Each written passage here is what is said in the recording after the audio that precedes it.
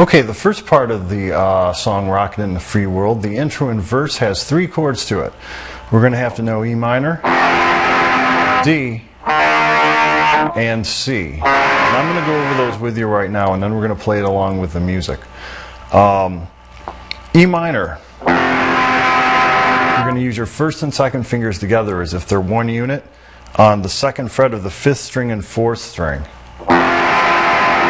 And we're going to strum all the strings here. D, we're going to use our first finger on the 2nd fret of the 3rd string, 2nd finger on 2nd fret of the 1st string, and 3rd finger on the 3rd fret of the 2nd string, and we're going to strum just 4 strings. So I'm strumming from the 4th string down.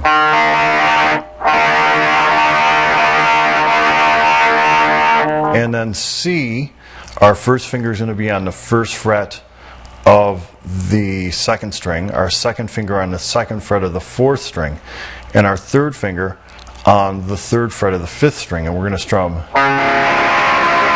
the 5th string down for this one.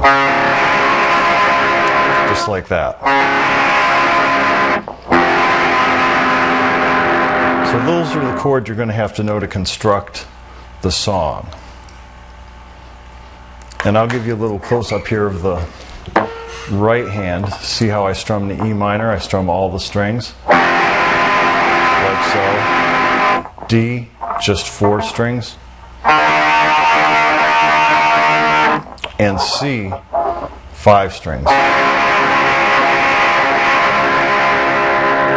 Now our rhythm to this is fairly straightforward. It's going to be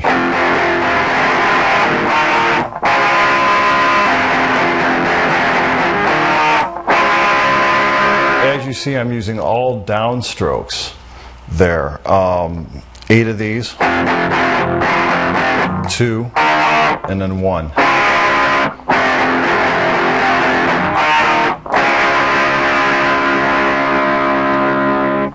And there's a second guitar that you can approach using power chords. And the way you construct those is you use your first finger on the 5th fret of the 5th string. Actually, they're movable chords. You can use your first finger anywhere.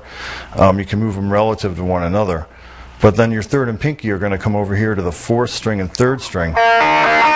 Say the 7th fret here. So what I'm doing is using it in the 5th position, which is 5th fret, 1st finger, 5th string, 3rd, 7th fret, 4th string, and pinky, 7th fret, 3rd string. And then we can just take that shape and move it around. And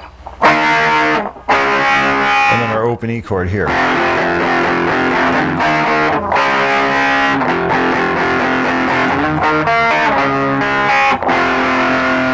Which brings me to my next thought. During the song, if you listen really closely,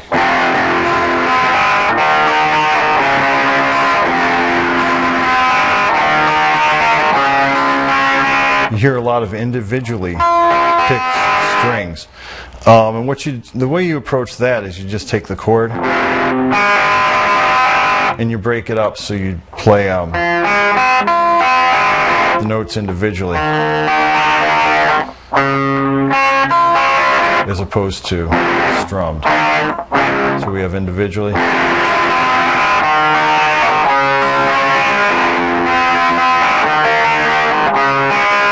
And in this song, it's mostly improvised, meaning they make up the kind of picked notes as they go along. So there is no pattern. I've listened close for a pattern, and there is none.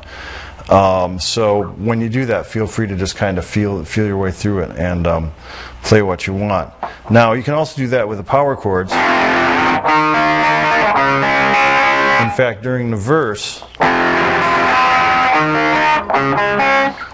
the notes are a little more sparse, meaning that the sound isn't as thick. So when you play the verse, you can actually lay back on the chord thing a little bit and emphasize the picked notes more.